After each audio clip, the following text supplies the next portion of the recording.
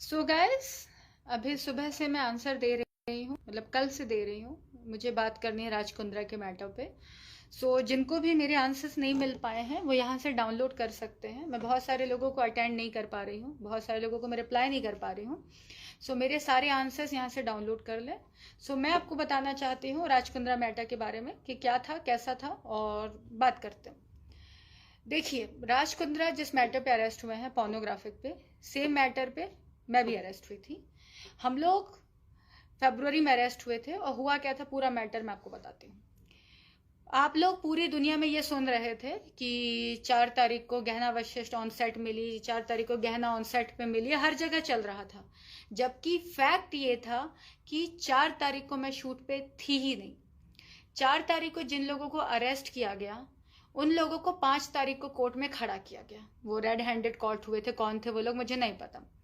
उनको 5 तारीख को कोर्ट में खड़ा किया, मुझे नहीं किया। अगर मैं 4 तारीख को शूट पे होती तो मैं भी 5 तारीख को कोर्ट में होती।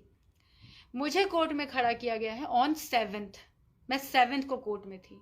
दूसरी चीज, मेरी चार्जशीट पे, जो कि 3 मंथ्स पहले आ गई है, मेरे अरेस्ट होने के 2 मंथ्स के बाद, मेरी चार्जशीट पे ये लिखा हुआ है कि मुझे इन्होंने 6 फरवरी को क्राइम ब्रांच के ऑफिस में बुलाया, मेरी झड़ती ली और मेरे अंदर से लैपटॉप गिरा, मेरे अंदर से 3 फोन गिरे, और उसके बाद इन लोगों ने मुझे अरेस्ट कर लिया। और मुझे बताइए, ऐसा होता है क्या कि आपके अंदर से लैपटॉप और फोन गिरे? सच लॉजिकल, सच इनलॉजिकल।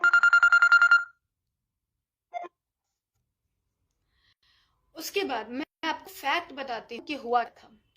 4 तारीख को मैं मेरे घर पर थी, मैं तैयार हो रही थी। मेरी एक फिल्म का म्यूजिक लॉन्च था जिसकी रिलीजिंग थी 14 फरवरी को। मैं उसके लिए तैयार हो रही थी, ठीक है। मैं घर पे तैयार होके हेयर मेकअप कर बैठी हुई हूँ।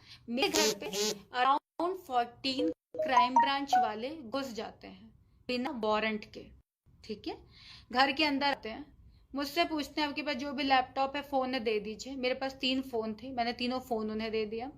मेरे घर से लैपटॉप उठाते हैं, मुझसे पूछते हैं इसका पासवर्ड दे दो, मैंने पासवर्ड दे दिया, ठीक है। मेरे घर का सारा सामान फेंक दिया। मेरे घर से काफी सारी ज्वेलरी गायब है, लेकिन चूंकि मैंने अपने आंखों से नहीं देखा तो मैं भी उस पर कुछ कह नहीं सकती। बट मेरे घर से पूरा एक बैग गायब है ज्वेलरी का, ठीक है। रात को मेरे घर में 3 पुलिस वाले सो जाते हैं। मेरे घर में, मैं अकेले रहती हूँ, मेरे घर में 3 पुलिस वाले, 2 फीमेल, फातिमा और योगिता, और एक शिव, ये तीनों मेरे घर में सो जाते हैं। एंड बहुत बड़ा फ्लैट नहीं है मेरा, नॉर्मल फ्लैट है। 5 को सुबह सुबह मुझे क्राइम ब्रांच की ऑफिस लेके जाया जाता है। दिन भर वहां बैठा के रखते हैं, टाइम पास करते हैं, कुछ नहीं पूछा जाता। शाम को मुझे 41 इशू करते हैं और शाम को मुझे घर भेज देते हैं, ठीक है। मैं घर आ गई। 6th को मुझे फिर से बुलाया जाता है क्राइम ब्रांच की ऑफिस, 41 सेम इशू करते हैं। मैं दिन भर क्राइम ब्रांच के ऑफिस में होती हूँ। मैं बाहर भी जाती हूँ खाना खाने। अगर मैं गलत होती तो I would have taken anticipatory bell. मेरे पास 3 डेज थे, मैंने कोई एंटिसिपेटरी बेल नहीं ली, ठीक है। 6th को ऑल ऑफ सडन मेरे पास आते हैं, मुझसे साइन करवाते हैं पेपर। मुझसे कहते हैं आपके अगेंस्ट एफआईआर साइन हो रहा है और कल आपको कोर्ट में खड़ा किया जाएगा। मुझे 6 की शाम को आज़ाद मैदान में, जो किला कोर्ट है, वहां ले जाया जाता है और 7 को मुझे कोर्ट में खड़ा कर दिया जाता है। मुझे कोई रिमांड एप्लीकेशन नहीं पढ़ाई जाती, मुझे कोई नहीं बताया जाता मेरे अगेंस्ट क्या सेक्शन डाला गया, कुछ नहीं बताया जाता।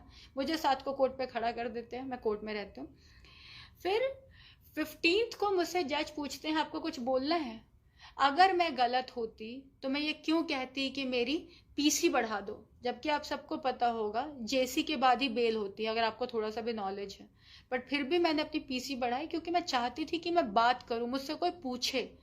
मुझसे किसी ने कुछ नहीं पूछा, ना मुझे जवाब देने का मौका मिला, ना कुछ।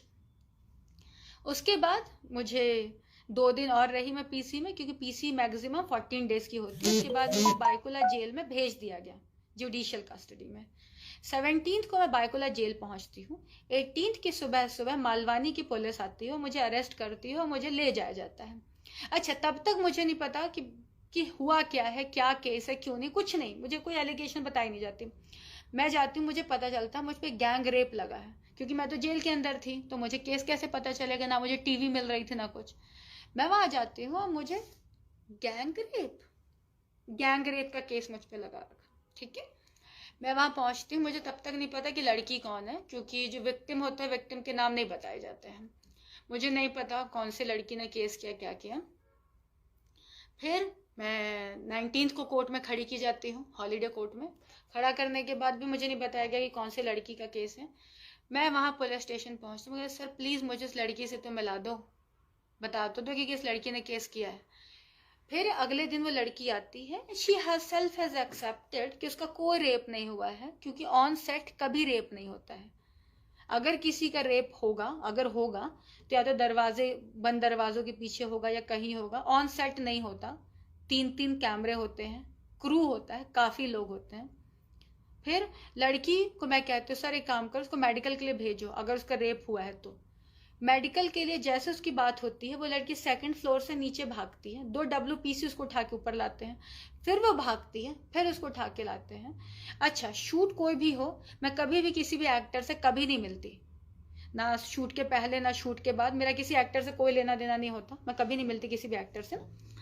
तो अब इस लड़की ने कास्टिंग वाले से मेरा नंबर ले लिया था, and she has started texting me कि ma'am it was lovely working with you, loved working with you, बहुत अच्छा लगा आपके साथ काम करके, बहुत मजा है। अगर किसी लड़की का गैंग रेप होगा तो वैसे मैसेजेस करेगी। हमने पुलिस में वहां पे लड़की का पेमेंट ट्रांजेक्शन दिखाया, अगर किसी लड़की का रेप हुआ होगा तो क्या वो पेमेंट लेगी उसके लिए? कौन पैसे लेता है रेप करवाने का? अगर एक किसी लड़की का रेप होगा तो वो NOC वीडियो देगी, NOC वीडियो है, प्रमोशनल वीडियो है, सब कुछ। लेकिन ये सब कब दिखाए जाएंगे? जब केस खुलेगा। आपसे कुछ नहीं पूछा जाता, आपको उठाते हैं और जेल के अंदर डाल दिया जाता है, बस यही होता है आपके साथ, ठीक है। अब उसके बाद मुझे उठाते हैं, 8 दिन मैं पुलिस कस्टडी में होती हूँ, जहाँ मुझसे कुछ नहीं पूछा जाता और मुझे उठा के जेल में डाल दिया जाता है। 2 मंथ्स के बाद मेरी क्राइम ब्रांच वाली चार्जशीट फॉल होती है, मेरे को बेल मिल जाती है, बट स्टिल मैं जेल में हूँ गैंग रेप के लिए।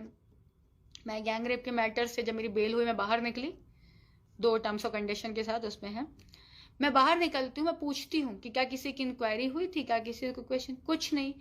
चूंकि मैं लड़की हूँ, मुझ पे स्ट्रेट रेप नहीं डाला जा सकता, इसलिए मुझ पे गैंग रेप डाला गया, सिर्फ इसलिए कि मुझे फंसाया जाए। ना मैं सेट पे पाई जाती हूँ, ना मेरे खिलाफ कुछ मिलता है, बट स्टिल मुझे फंसाया जाता है, क्योंकि मुझे फंसाना है उनको। अभी राज वाला जो मैटर हुआ है, राज और हमने कुछ फिल्में की हैं, आप वो वीडियोस देख सकते हैं, प्रॉमिस नाम है फिल्म का। एक फिल्म का नाम है 1+1 और एक फिल्म का नाम made for each other. These films are available on internet. कोई भी फिल्म पॉर्न की कैटेगरी में नहीं आती। हमने कोई पॉर्न नहीं बनाया और कभी नहीं बनाया, ना मैंने, ना राज ने, उमेश ने, ना रेयान ने। हाँ, जो लोग सेट पे मिले थे, we have nothing to do with them. वो कौन थे, क्या थे, हमारा उनसे कोई लेना देना नहीं है, ठीक है। बस फंसा दिया गया।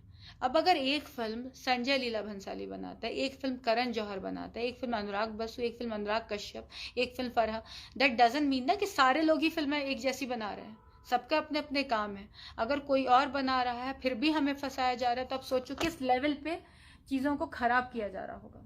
हमें उठा के डाल दिया गया। फैक्ट ये है कि ना मैंने, ना राज ने कोई पॉर्न फिल्म बनाई। नॉर्मल बोल्ड फिल्म से, सारी फिल्म इंटरनेट पर अवेलेबल है, ठीक है। अगर आप लोगों को लगता है, आप लोग इंटरनेट पे चेक करिए, ठीक है, सारी चीज़ें चेक करिए, क्योंकि जो भी चीज़ें बन गई हैं, जो रिलीज हो गई, वो इंटरनेट पे अवेलेबल होती है, सब मिल जाती हैं, ठीक। ये है, तो यहाँ पे किसी ने कुछ नहीं किया है। और थैंक यू सो मच।